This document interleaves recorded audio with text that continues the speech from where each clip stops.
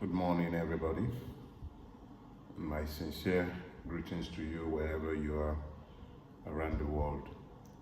I miss our old live format where I'm able to see who's online. I'm able to greet you in your far away refuge. But be that as it may, I guess this is one of the prices we pay for progress.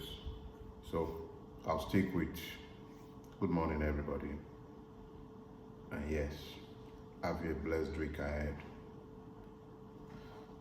I want us to speak to the subject, listen to the madman.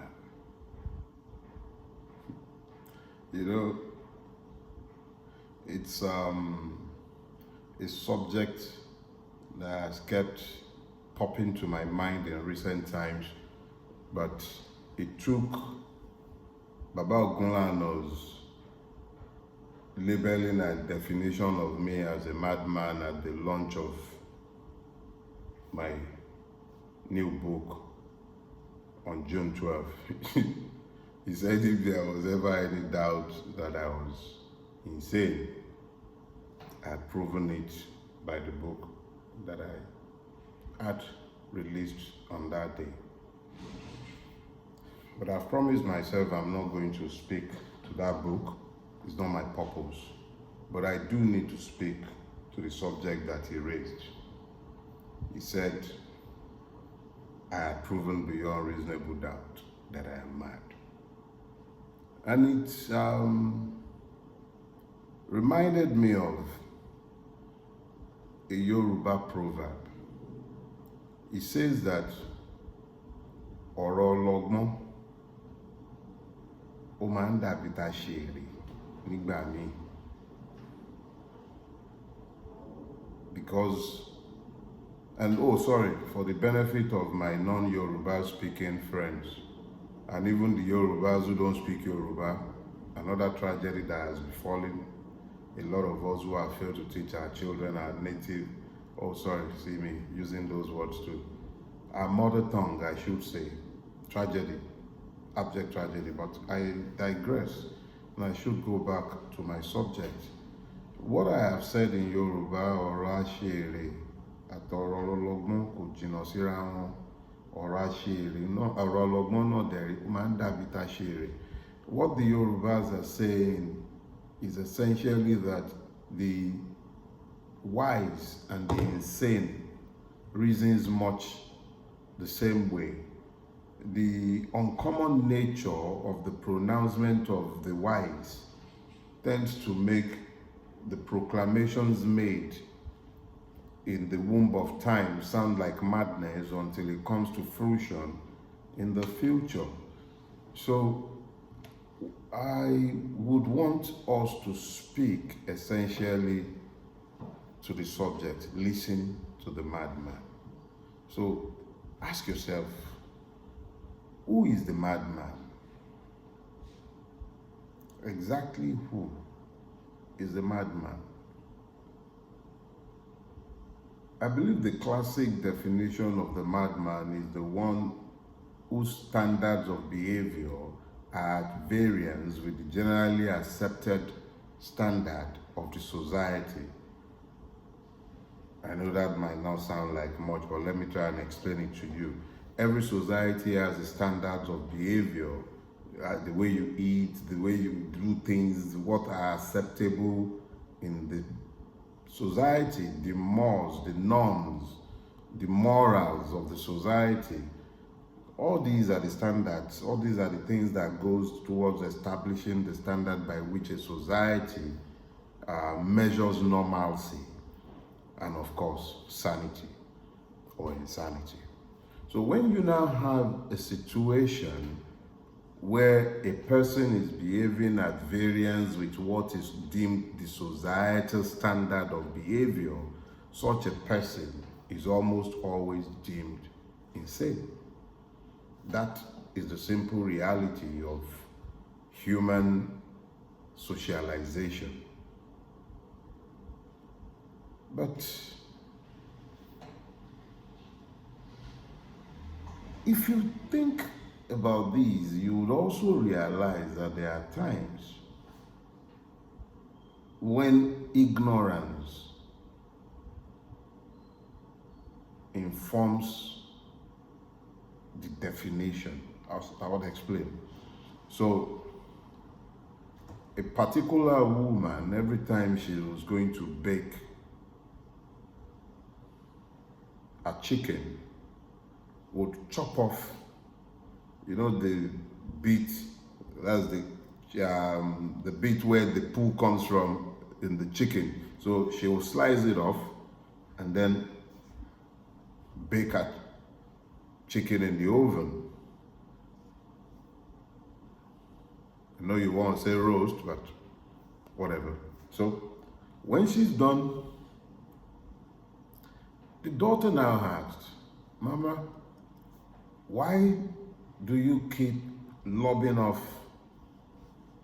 probably the juiciest part of the chicken before putting it in the oven? And she said, oh, but that's how your grandma used to do it. So daughter turned to grandma. Grandma was dottering in a corner of the room, of the kitchen. So Grandma, why would you lob off the juiciest part of the chicken? And Grandma goes, oh, what do you mean? And the mother explained the tradition that she had passed down to her and that the little kid was now questioning. And she goes, oh, that was because the baking pan wasn't big enough for the chicken to fit in. So I had to lob it off to fit it into the pan.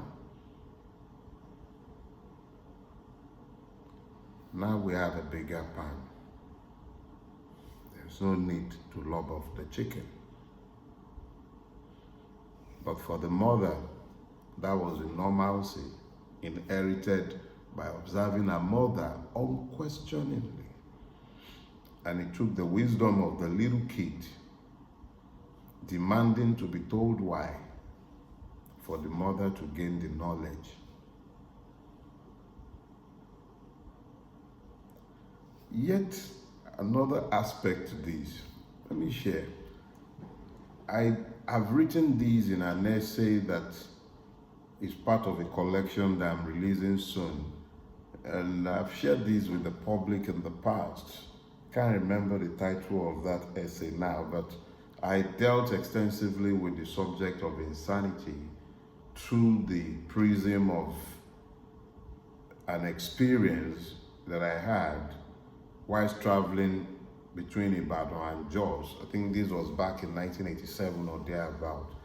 I was on a train ride to Jos with Nimbe, Ọlọ́run Nimbe, Oyatobo, and Dele. No, not Dele. Dele is the older one. And Toye. We were heading to Jos together. They were already students at the University of Jos, and I was trying to get into the University of Jos to read law. So we were on a train ride from Ibadan to Jos, and I believe it was when we got to, it was when we got to Kuru. Some passengers entered the train at that point, and I was attracted to a couple of men, probably about our own ages, who also came into the coach, the carriage we were in. And it was at night. So I struck up a conversation with one of them. The other one was sat on the opposite seat, I believe sat with them, Nimbe. Somehow we were all together, and myself and this guy who was about my own age, we got talking, you see. So I asked him, we started asking questions of each other, just getting to know each other. And I asked where he was going and where he was coming from. Obviously, I must have told him we were coming from Ibadan and all that story. And the guy goes, oh, He was coming from a traditional healer's place, I believe, at Kuru, and he was heading to Jos. And I asked what he was doing there, and he told me, oh, they had taken him into the traditional healer zone on account of the fact that he was believed to be mad. So how are you now? So he's much better now. He's much better now. At least they've let go of him now. They believe he's fine now. So the way he was talking, I had to ask him, what do you mean? He said, well, he was hearing animals talk. And he was talking to animals. And he was apprehended and labeled mad. And he was taken to the healer's home. And whilst he was there, he learned that the easiest thing to do would be to pretend that he wasn't hearing the animals any longer, so that they'll let go of him. This has nothing on Dr. Dele. And I say this because I believe friends from my days in Lasso, going back to the 90s, early 90s, as early as around 92, 93, friends like Folani, Shoeton, Bayo, I've shared this story with them long before Dr. Dele. Long before Dr. Dele. I shared this experience on a train. So the gentleman could still hear the animals and he could still talk to the animals, but he had learned to pretend he couldn't, so that he could meet the societal standard of normalcy. But he remained insane. Or perhaps he's the one who is sane, and the rest of us are the ones who are insane. I don't know, and I don't pretend to know. But I do know that the person who acts at variance with the standard of the society is the one that is deemed insane. Of what relevance is this to the ongoing debate about the future of Nigeria and our roles in this? I would explain. I have found increasingly that the numbers of those who would dare to disagree with the society that we have built are few and far between. We have all learned to pretend that everything is nice, everything is fine, and that we are normal. We have become acculturated to madness. And the person who draws attention to the madness is the person who is deemed insane. So, I am happy to be the madman in our situation. Friends call me mad, but idiots love putting up mugged up pictures of me and labeling me insane. But the Yorubas will say that bí mo bá sọ fún yín wípé náà ń jó lórí omi, ṣe ni kẹ́ ẹ ní kí n kérú ẹ̀ wá. If I said to you that there is a fire atop the waters, demand its ashes of me. Stop ignoring these warnings. Over the years,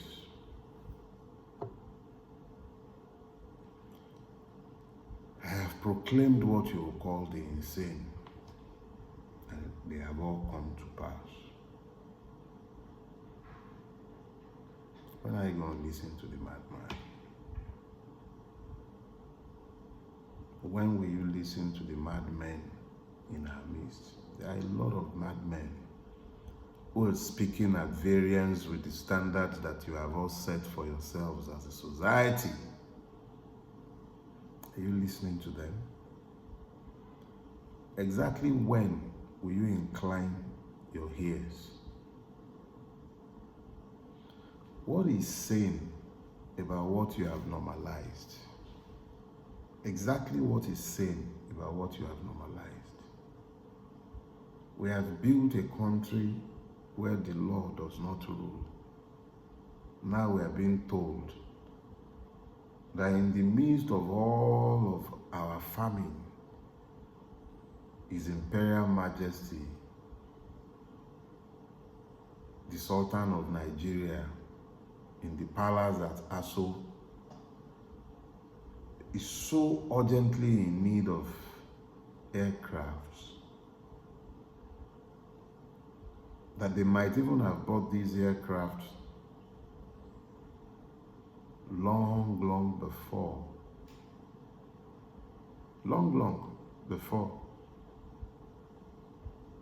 they brought it to the National Assembly.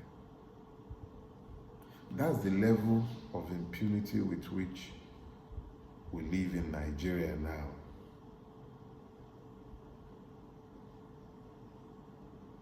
And it is those of us who speak to this insanity that are deemed insane.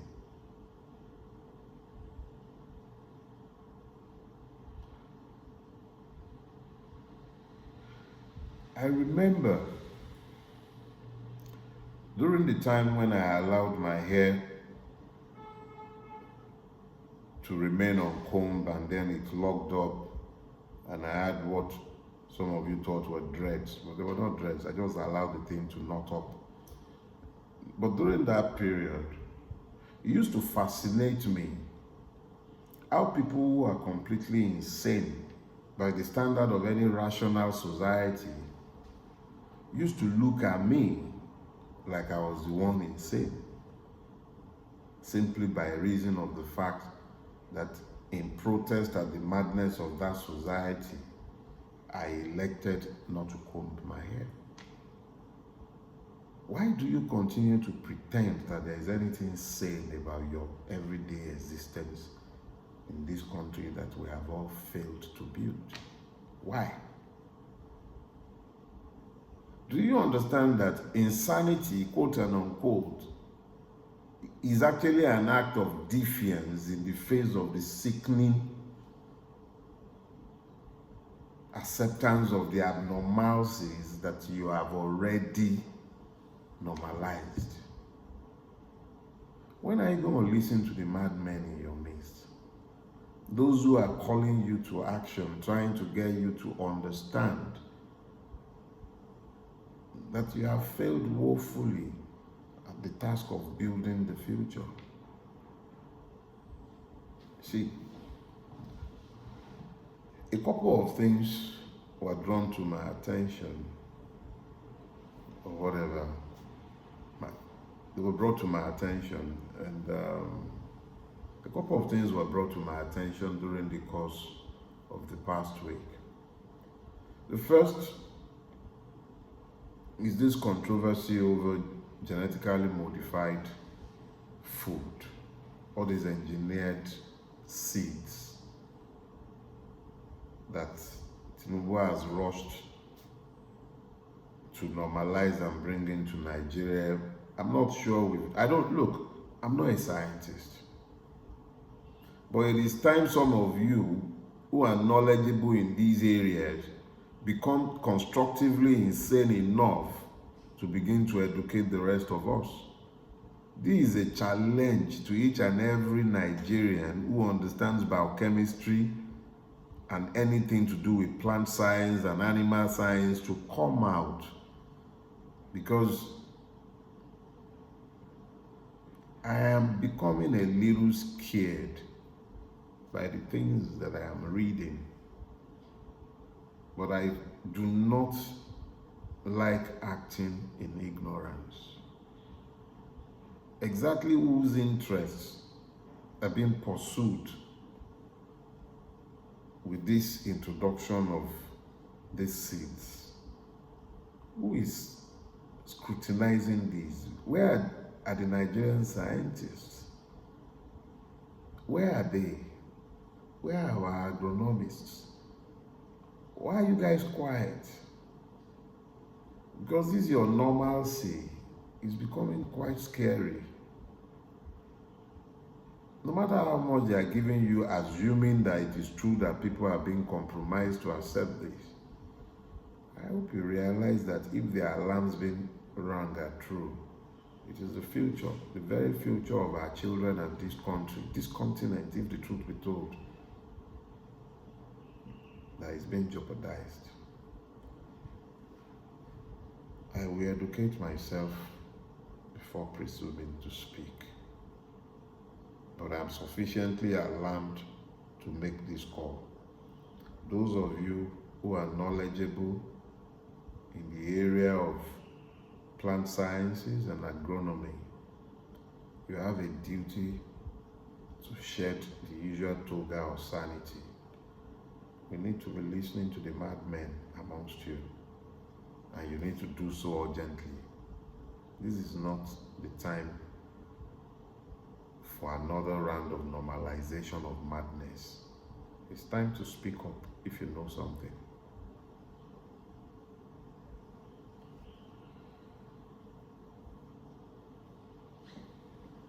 When a madman, quote and unquote, is consistently right about your situation and your reality, it might be advantageous if you learn to incline your ears and you listen to the madmen among you. And for how long, exactly how long, do you intend to remain sane in the midst of all these insanities?